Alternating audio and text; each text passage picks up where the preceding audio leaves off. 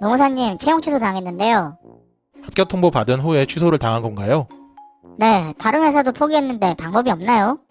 일단 회사가 취소하기 전에 선생님이 채용 내정 상태였는지 확인이 필요합니다. 선생님이 채용 내정 상태였는데 회사가 일방적으로 채용을 취소한 거라면 채용 취소도 해고에 해당하고 회사에게 해고에 대한 책임을 물을 수 있습니다. 어떤 경우에 채용 내정인가요? 채용 절차를 거친 후 회사가 임금이나 입사일 등 구체적인 근로조건을 제시하며 최종 합격 통보를 했다면 근로계약서를 별도로 작성하지 않았더라도 채용 내정 상태로 인정하고 있습니다. 회사가 합격 통보를 했으면 채용 내정인 거죠? 무조건은 아닙니다. 사전에 회사가 안내한 채용 절차가 무엇인지, 합격 통보 시점에 채용 절차를 모두 거쳤는지, 합격 통보의 구체적인 내용이 무엇인지 등 구체적인 사실관계에 따라서 판단이 다를 수 있습니다. 구체적으로 어떨 때 채용 내정일까요? 구직자가 모든 채용 절차를 통과한 이후 회사가 연봉, 업무 내용, 입사일 등 구체적인 근로조건을 전달하며 최종 합격 통보를 했다면 비록 헤드헌팅 업체를 통해서 연락을 주고받았더라도 채용 내정 상태라고 인정한 사례도 있습니다.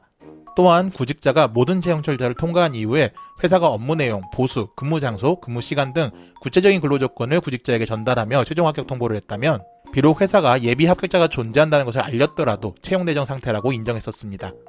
그럼 반대로 채용 내정이 아닌 경우도 있나요?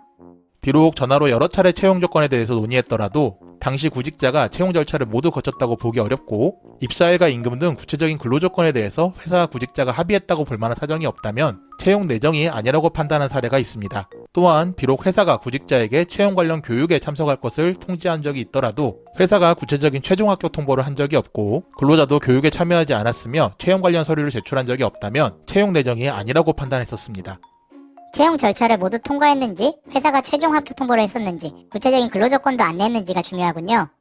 네, 그래서 채용 공고는 미리미리 전체를 캡처해서 보관하고 의사소통은 가급적 이메일이나 문자를 이용하며 통화나 면담은 반드시 녹음하는 게 좋겠죠. 그래야 채용 내정 상태였다고 객관적으로 증명할 수 있으니까요. 그럼 채용 내정 상태에서 채용 취소 당하면 뭘 할 수 있죠? 일단 노동위원회에 부당채용 취소 등 구제 신청을 제기하여 권리구제를 고려할 수 있습니다. 이와 별개로 민사소송을 통한 권리구제도 고려해 볼 수 있죠. 위법 부당한 채용 취소로 인정되면 노동위원회 또는 법원이 회사에 구직자에게 채용 취소로 인한 손해배상과 원직복직을 명령하니까요. 어떤 경우에 위법 부당한 채용 취소인가요?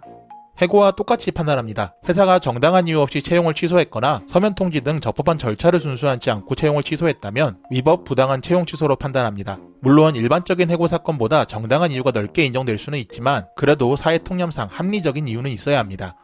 만약 위법 부당한 채용 취소로 인정되면 얼마나 손해배상 받을 수 있을까요?